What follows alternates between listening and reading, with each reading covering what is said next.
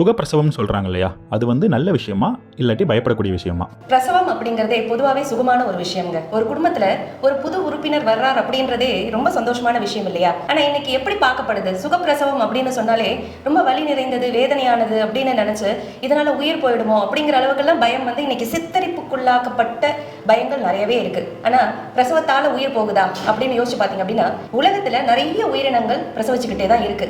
மனிதர்களை தவிர வேற எந்த உயிரினமும் பாத்தீங்க அப்படின்னா ஆபரேஷன் சிசேரியன் அப்படிங்கிற அந்த கண்டிஷனுக்கு மூவ் ஆன் ஆகவே இல்லை. இதற்கு காரணம் என்ன?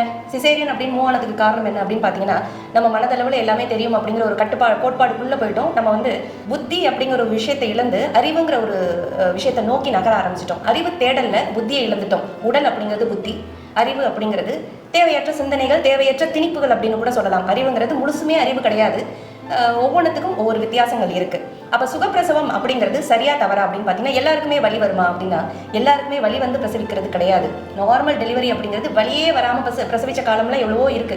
சும்மாவே இருப்பாங்க, அவங்க பாட்டுக்கு வேலைக்கு போயிட்டு இருப்பாங்க, வயல் வேலைக்கு போவாங்க, வீட்டு வேலை பார்த்துட்டு இருப்பாங்க. திடீர்னு குழந்தை பிறக்கிறதுக்கான அந்த சூழ்நிலை ஏற்படும், போவாங்க, குழந்தை பெற்றுப்பாங்க, அப்படியே கொண்டு வந்து அந்த குழந்தைய போட்டுட்டு திரும்ப அவங்க வேலையை தொடர்ந்து பாக்குறவங்கலாம் பல காலங்களில் இருந்திருக்காங்க. நானே என்னோட அனுபவத்தில் பார்த்திருக்கேன். இந்த மாதிரியான சிச்சுவேஷன்ஸை நானே என்னோட அனுபவத்தில் பார்த்திருக்கேன். இன்னைக்கு ஏன் இந்த மாதிரியான சூழ்நிலை ஏற்பட்டிருக்கு? திரும்ப அதேதாங்க, கழிவு தேக்கம். கழிவு தேக்கம் எங்க அதிகமா நடந்துகிட்டே இருக்கும், அந்த கழிவு தேக்கங்கள் எல்லாம் வெளிப்பாடே பாத்தீங்கன்னா வலியா தான் வெளிப்படும். அப்ப அந்த வலி வெளிப்படாம இருக்கிறதுக்கு என்ன செய்யணும் அப்படின்னு பாத்தீங்க அப்படின்னு கழிவு தேக்கம் இல்லாம நம்ம பாத்துக்கணும். அதுதான் மேஜரான ஒரு விஷயமா இங்க நம்ம பாக்குறோம்.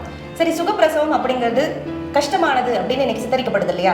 அப்ப சிசேரியன் முறையில எந்த வலியும் இல்லாம பிறக்கிற குழந்தைக்கு அதுக்கப்புறம் அந்த தாய்மார் சந்திக்கக்கூடிய எல்லா விதமான பிரச்சனைகளையும் உடல் அளவுலையும் சரி, மனம் சார்ந்தும் சரி, அந்த குழந்தைக்கு பால் கூட கொடுக்க முடியாது, பால் சுரப்பு இருக்காது. அந்த குழந்தை பிறந்து ஒரு 10 நாளோ 15 நாள் வரைக்குமே பால் சுரப்பு இருக்காது.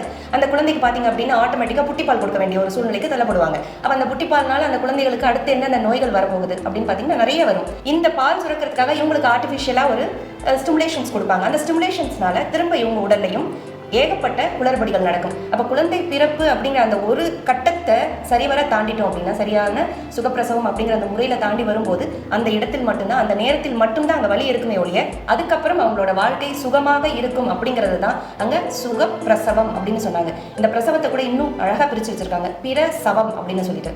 ஒரு உடலுக்கு ஒவ்வாத ஒரு சவம் உள்ளிருந்து வெளியில வருது. உள்ளிருந்து வெளியில வந்ததுக்கு அப்புறம் தான் அந்த குழந்தைக்கு உயிர் இருக்கு அப்படிங்கிறது இன்னொரு கான்செப்ட். அது இன்னொரு வீடியோல பார்ப்போம் நாம. பட் இங்க நம்ம பார்க்க வேண்டியது சுகப்பிரசவம் சரியா தவறா அப்படிங்கிறது தான். சுகப்பிரசவம் மட்டும்தான் சரியானது அப்படிங்கிறது உலகத்துல இருக்கிற ஒவ்வொரு உயிரும் இந்த உலகம் தோன்றிய அந்த நாள்ல இருந்து இன்னைக்கு வரைக்கும் நிரூபிச்சிட்டு இருக்க ஒரு விஷயம். இதே மனிதனும் கடைபிடிச்சா நல்லா இருக்கும் அப்படிங்கிறது தான் அக்குபஞ்சரோட தீர்மானமான ஒரு முடிவு. உங்கள் உடல் மற்றும் மனம் சார்ந்த எல்லா விதமான நோய்களிலிருந்தும் முற்றிலும் விடுதலை பெறுவதற்கு காஸ்மோ கிளாசிக்கல் அக்கு ஹீலிங் சென்டர்.